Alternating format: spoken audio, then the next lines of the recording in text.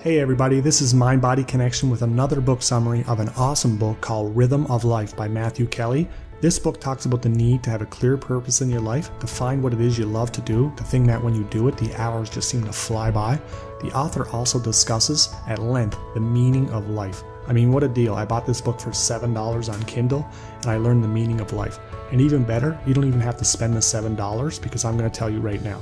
The meaning of life is to become the best version of yourself. This makes incredible sense. When you realize you're here to become the best version of yourself and you put that at the center of your life, everything makes sense. When we don't strive to become the best version of ourselves, we walk around aimlessly looking for distractions to fill the void, such as alcohol, porn, TV, and food. We chase short-term fixes that will never solve a long-term problem. You were born to become the best version of yourself. We all have a gentle voice we hear which tells us to be better than we are, to stretch our efforts, to grow, to improve. It's that voice that leads us in the right direction. You need to learn to listen to that voice again. If you only do what's easy in your life and you don't challenge yourself, you'll be miserable. You will look back on your life as a failure because life is about choices. You choose the food you eat, the things you do, and sometimes we choose to become the best version of ourselves and sometimes we don't. You can decide today to get clear on what you want from your life and what you will no longer accept. Being the best version of ourselves means we need to take care of these 4 areas. These areas are like the roots of a tree. They ground us and allow us to weather the storm of distraction and addiction. First, your physical body. How much do you value your own body? When we don't take care of our body, it affects all areas of our lives. So here's a question. If you had $1 million racehorse, would you let it eat at McDonald's? No, you wouldn't. But our own bodies are worth so much more. Think about it. How much would you charge someone if they want to buy your eyes, your ears, your hands, your mind, your heart? You really are quite valuable.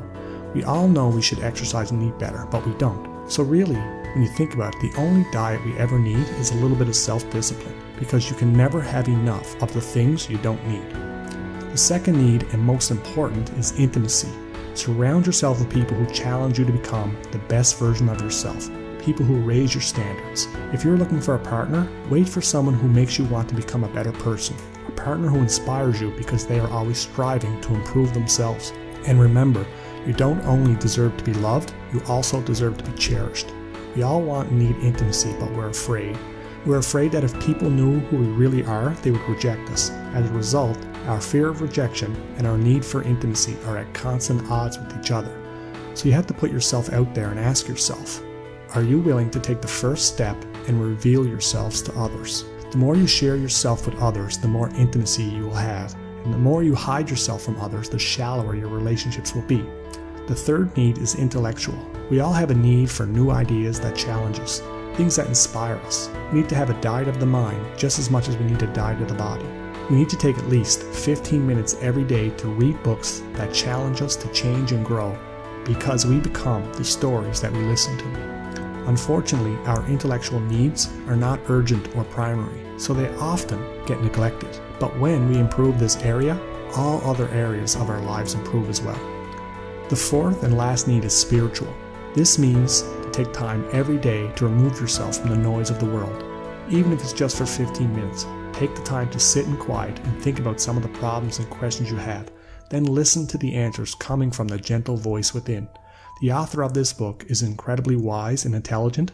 I was shocked when I found out he was only 24 years old. He attributes his intellect to taking an hour every day to sit in silence. He says you can learn more in an hour of yourself in silence, listening to yourself, than you can in a year of reading books. If you don't have an hour, sit for at least 15 minutes or however long you can. Every day, try to do something that strengthens these 4 needs and pushes you to become the best version of yourself.